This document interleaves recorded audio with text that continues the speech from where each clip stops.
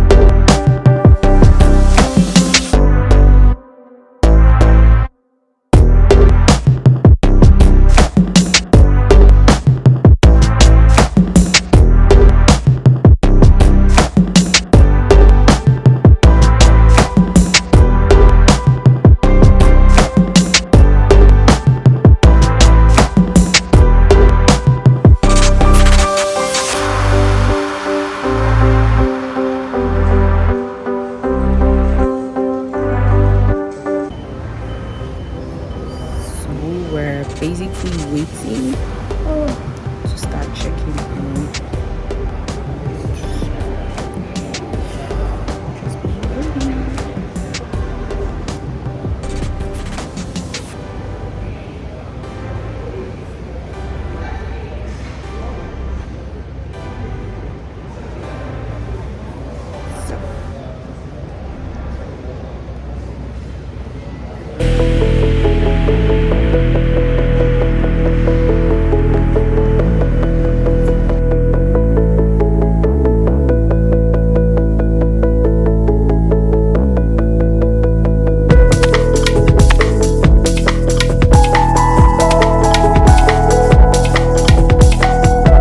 So basically, guys, we're still here.